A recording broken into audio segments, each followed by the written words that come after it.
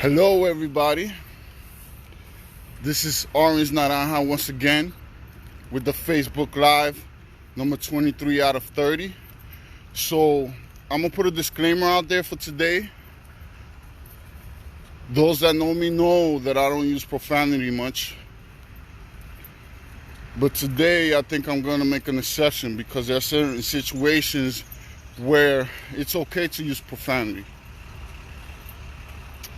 So I give a warning right now at the beginning. If you're really sensitive about things or about using profanity, then you might as well just catch me on the next episode. If not, you hang tight, hang in there, and just follow this message. I don't ask that everybody accept fully what I say, but at least come with it with an open mind, and you'll see what I'm talking about.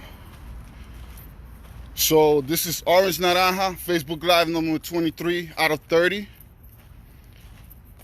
And today we're going to talk about vulnerability and submission. So I just want to know, how the fuck is everybody doing today, this morning? Woo! I got that off my chest, because sometimes you have to get it off your chest. So with that said, I'll start my Facebook Live, 23 out of 30. And so vulnerability. That weakness. What is vulnerability about? That feeling of weakness, that feeling of not having power or being powerless. A word that society has tried to sweep under the rug. Something that leads males into toxic masculinity. Something that scares females to the deep as their soul. Something that scares females as deep as their souls can go. So we're going to talk about vulnerability, and we're going to talk about why it's important to express vulnerability, why it's important to feel vulnerability, why it's important to embrace it, why it's important to acknowledge it and to work with it as part of the healing process. So it's a tough world out there. And I know sometimes people just want to break down and cry. I've done it too. We're only human. And, males kind of hide it because they don't want to look like a pussy. Or they don't want to, seem like they're powerless in front of their other male friends or in front of women or anything like that. Women hide it because they don't want to feel vulnerable and have a chance of being taken advantage of.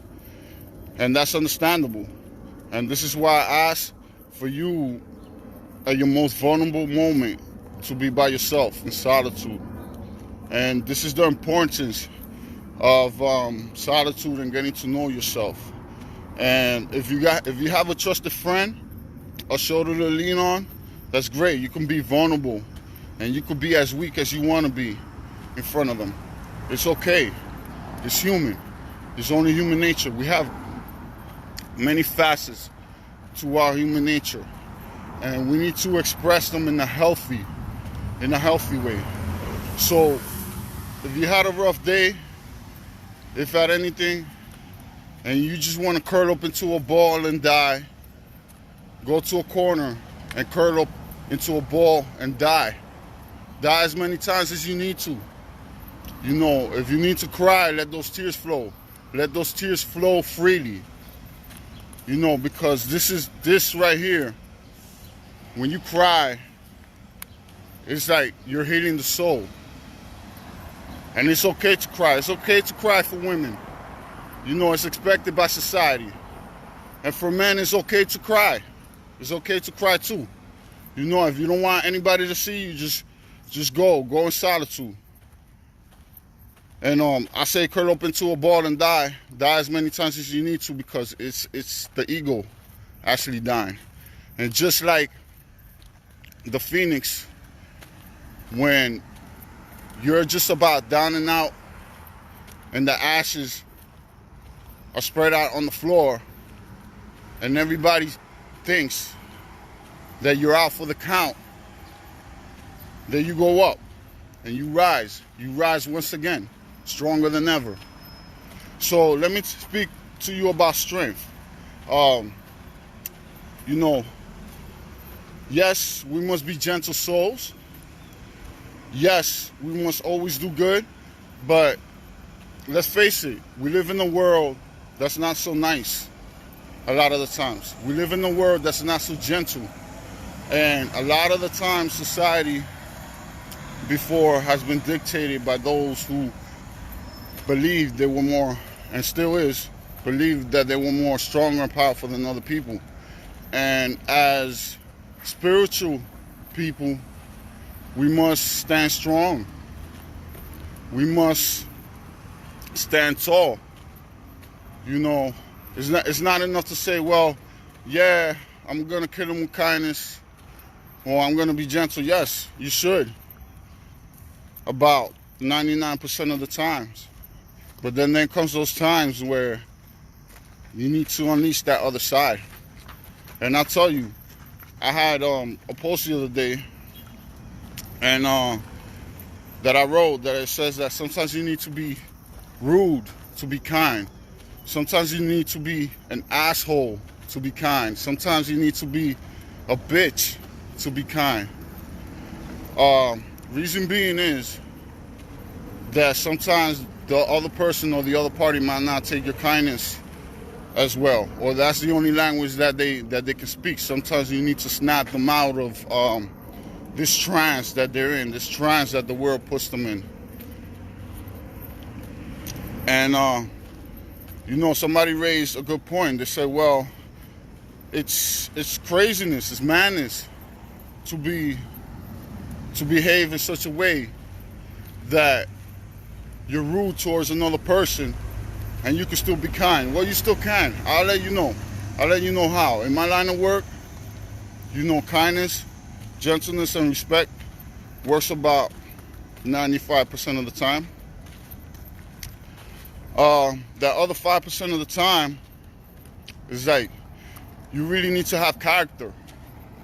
And I don't take having character as being a dick or being an asshole, being a bitch. It means having character, having backbone, and expressing your point across without fear of what that other person might think, or without fear of what may happen. And the thing is that if I allow myself for that 5% of the time to be gentle, to be kind, I'll get eaten alive. It's just the facts of life. Not every situation calls for being gentle and being kind. Sometimes you really need to have character. Sometimes you really need to have that gaze and stare them in the eye, and to get your point across. Because for some way, it's the way human nature works. Society has survived for many years on being and priding themselves on being strong and holding their own, having backbone. It's interesting to know, I was watching a documentary the other day about yoga and how a society in yoga, which was based on yoga in India, survived for 2,000 years while other societies all around, they were in constant war. And this was interesting to me because I was like, how they survived for so long? But it's obvious that they pulled natural calming energy, and they were always in a peaceful, calm state.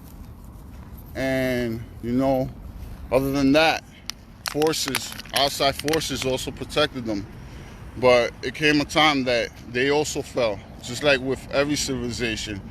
They all rise and they all fall. It's the cycle of life. And this also goes to this thing. I know a nice, sweet old lady, older lady. She's very nice. She's very sweet, but she's nothing to be messed with. You know, she'll let the person know. She needs to let them know how she feels about them. But that's rarely. That's if the person calls that out of her. It's like she told me once. She told me this, and it always stays stuck in my mind. She said, "I'm the sweetest person that you ever know. Sweetest person that you ever know. But cross me, and when I look and when I walk down the street, I'm gonna look at that person no better than a piece of dog shit on the street." And I was surprised. I was like, this is coming from this sweet old lady. But you know, the difference is that she knew where she stood with her values, with her beliefs. She knew how to express them fully. And she knew the dark side of sometimes of human beings trying to take advantage of other people by the way they look. So she understood this. So, fellas, embrace your vulnerability. Without embracing vulnerabilities and weaknesses, and you just want to work on your masculine energy, it leads to toxic masculinity. Females, embrace your vulnerabilities. I mean, like I mentioned, it's more acceptable for females to be vulnerable because society expect that. But also, males, you know, when it's time, when you come back from the lab, when you come back from your grounding space, you know, it's time to man up. It's time to man the fuck up and stop being a bitch. Women, you can do this as well. You got cojones too. You know, some of the strongest people that I know in this world are women. And I always, like, you see me talking with a lot of women because I'm always looking for them for strength. I'm always looking for them for wisdom and for knowledge. And this is a natural state. I never really understood this until recently. But women are closer to spirituality than men. And that's my attraction towards women. That's why I'm always constantly speaking with women. And I'll tell you, one of the strongest women that I know is my mother, standing at 5'1", weighing probably about 120 pounds. She looks up at me. I'm 6'2". I weigh about close to 200 pounds.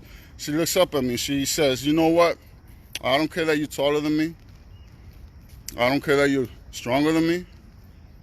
I do not care that, you know, you probably have a better education than I ever had, better chances than I ever had. But you know what? I could still whoop your ass." And I'll be like, "Yes, mommy. Yes, you're right." You know? And she is my source of inspiration. She has been a caregiver for about 90% of her life. She cares for the sick. She cares for the disabled. She cares for the dying. She makes sure that they're comforted in the time of need until they pass over to the other side. And you know, she's one of the strongest women that I know. And I realized this when my grandmother was sick, and she requested that we help her get back to where she grew up at, in the same house that she grew up at, which was the same house that she was married in, which was the same house that she raised her kids in, which was the same house that she's always basically lived in, where she went to rest. You know, and unfortunately I couldn't go with my mother because things were a little chaotic at the time. I would have loved to go, but I saw the video of my grandmother, who's also a strong woman, and during her last days, you can see her cheerfully, you can see her clapping, you can see her dancing, you can see her singing, and this was amazing to me. It was an amazing experience. Right before she passed, when she was living here in New York, she was out of it. You could tell. I could tell by looking at her face that she did not want to be here. She didn't belong here anymore. She was zoned out. But when she went back to her house, it was like she was home. She was alive. And you know, the natural process took its place, and she passed. And my mother was there throughout the whole thing, and I could never imagine doing that for my mother. That would totally break my heart. But that's a sign of strength, and this is what I look towards. This is what I lean towards. You know, it's a natural way of life. So, like I was talking about, embracing your vulnerabilities and embracing your weaknesses, embracing, you know, anything that doesn't seem like it's strong. Anything that doesn't seem like it's strong, it's normal and should be embraced. And you know, it should be embraced in a natural, controlled environment until you either get used to it, or if you don't care, you embrace it in front of the world, and that's it. That takes even more strength. For the world to see your vulnerabilities and you at your lowest point and your weakness, that's a sign of strength, because it's not easy. Nobody, everybody talks about it. Well, nobody really talks about it, but everybody thinks about it, but they wouldn't think that they go in front of the world and embrace their weaknesses. And also, I wanted to mention, I made a post the other day about, you know, stop looking at life as challenges. Stop looking at life as problems.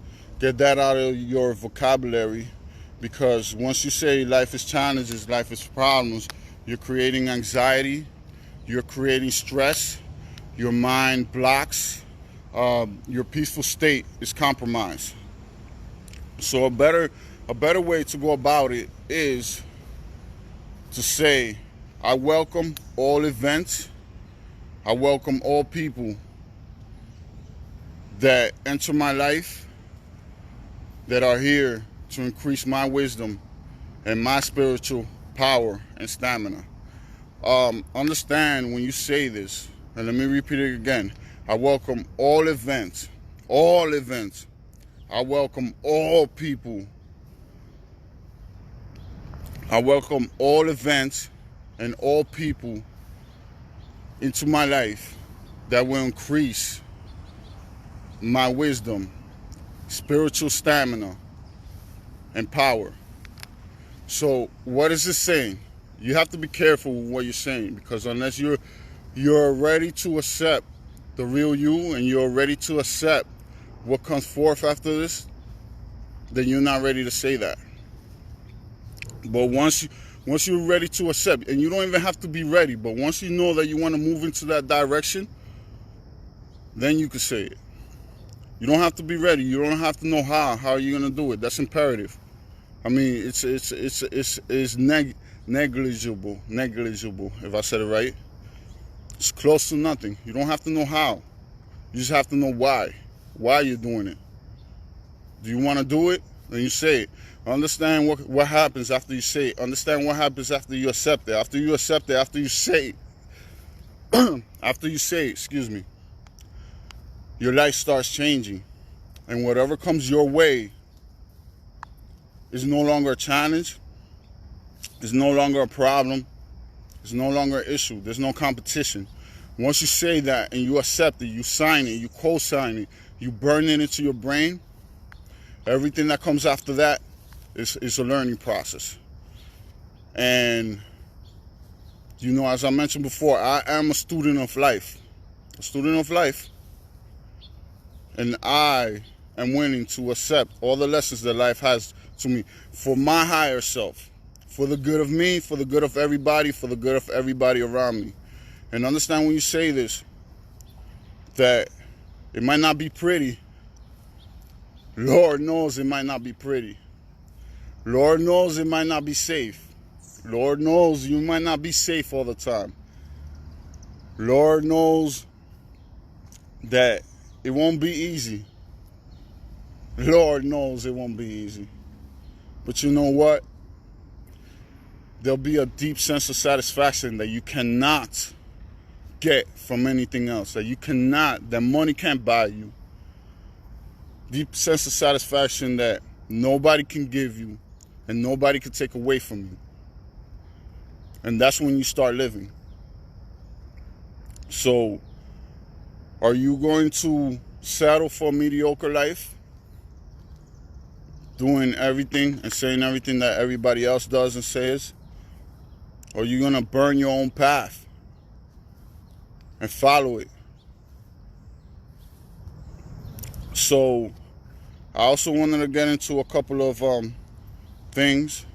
How men can do what women can, and women can do what men can. The only thing that men can't do is give birth. But aside from that, we're pretty much the same. I mean, even physically, we're pretty much the same. We have a nose, we have 2 ears, we have a mouth, we have 2 eyes, we have 2 legs, we have limbs. Our reproductive organs are the same as well. A bit different, but the same. Men's reproductive organs, penis and testicles, they face outwards. They go outwards. They protrude outwards.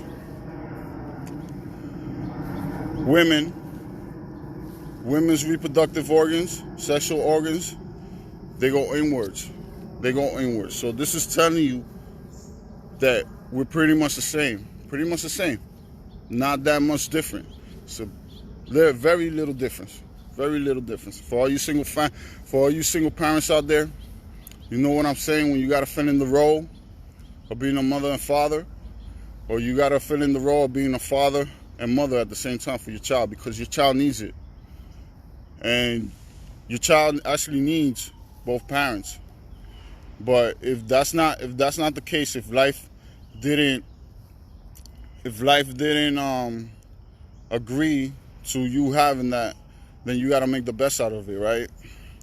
Women, you teach your boys, you teach them sensitivity, you teach them how to preserve life. You also teach them about sports, and you teach them, you wrestle with them. And you teach them the masculine energies as well. Men, you could teach your daughters. I see men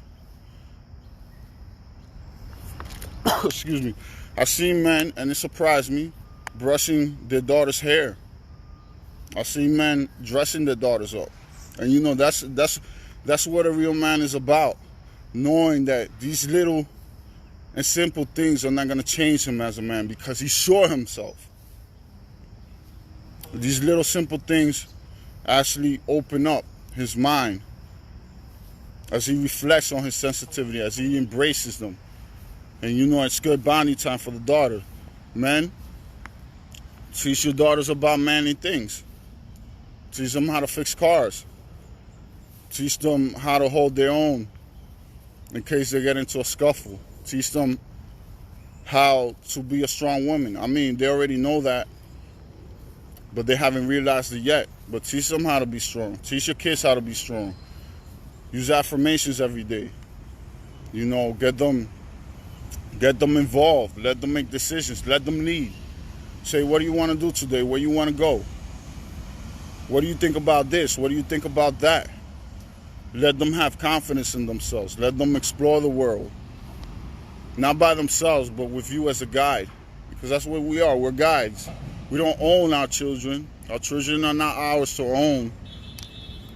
We help in the reproductive process, but then once they're here, they're not our own. We guide them, and there's only so much that we can do. We cannot be overprotective, even though it feels naturally as a parent to be overprotective of your child. But we cannot be overprotective. We have to let them fall. We have to let them get up on their own. We have to let them. We can't. Whatever overprotective measures you want to take, that's all fear in the mind. They're saying, something is going to happen. Something might happen. You know what that does? That calls for whatever might happen, whatever could happen, whatever possibly could happen out of a zillion things that happen. That calls it. It's like it vibrates. It vibrates on a low frequency. I'm not saying that we should walk around life acting like nothing's gonna happen, but yes, we should be walking around life as if nothing is gonna happen, because nothing is gonna happen. Nothing will happen. Nothing will happen that will hurt us. Nothing. And even though things happen, we should have to be prepared for everything. So we should expect nothing, but be prepared for everything. This is how everything balances out. Understand that, please. So about vulnerability. You feel like crying, let the tears flow freely. You feel like crying, don't hold back. Just do it. It heals the soul. But once you come back to your senses, once you come back to real life, then you hold your own. Now you have more backbone. Now you're stronger than ever. There's strength in submission. There's strength in vulnerability. Once you submit to your higher self, you'll see how life gets magical, how everything changes all around you. So try this. Submit to your higher self. Stop thinking so much. Stop being so afraid. You know it's in you. You know you have it. You don't know how. You don't know when. That's okay. You don't have to. Remember what I said? You don't have to know everything. It's good. Be comfortable with not knowing. You don't know. You don't have to know how. You don't have to know when. But you do have to know why. The why you have to know every time. You have 10 out of 10 times. You have to know the why, because the why is gonna take you to the how, and it's gonna take you. The why is gonna take you to the how, and if you trust in divine timing, which I trust, I don't even have to think about the time. The time when it happens is going to be the right time when it happens.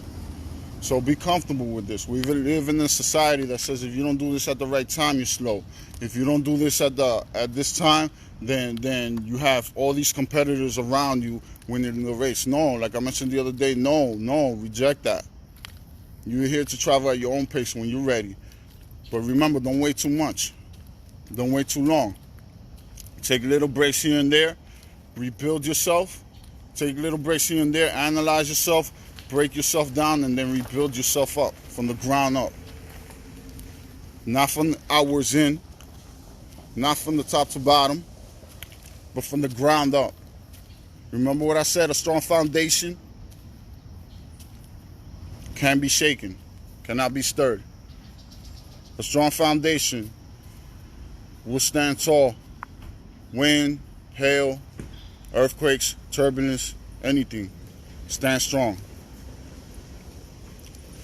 So, I mean, it's no coincidence that even in the BDSM community, submission is actually honored and respected. For those that know, for those that don't know, they might say, "Well, this craziness is pure madness."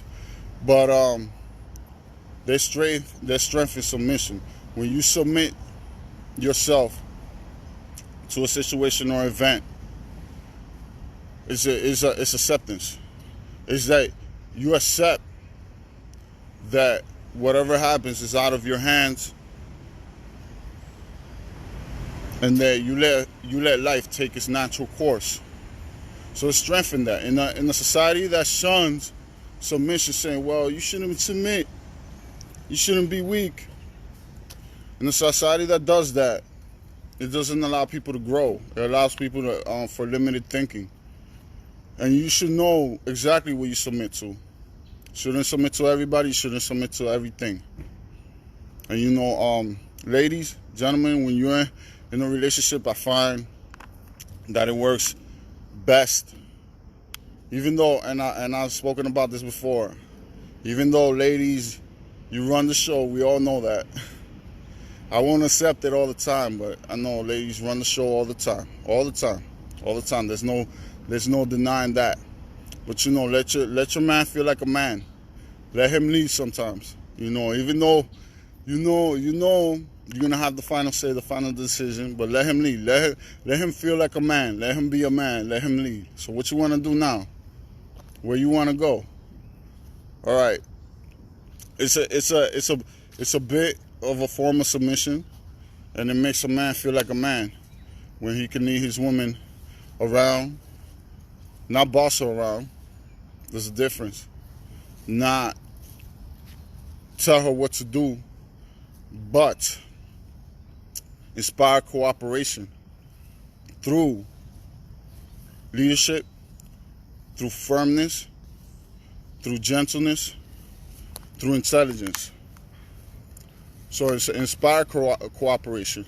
And you know, men too, you know, don't feel because if you let your women lead, you're going to feel any less of a man. That's a trap. It's a trap. Let them lead. What you want to do, where you want to go. What you think about this, what you think about that. Let them lead. Take turns leading.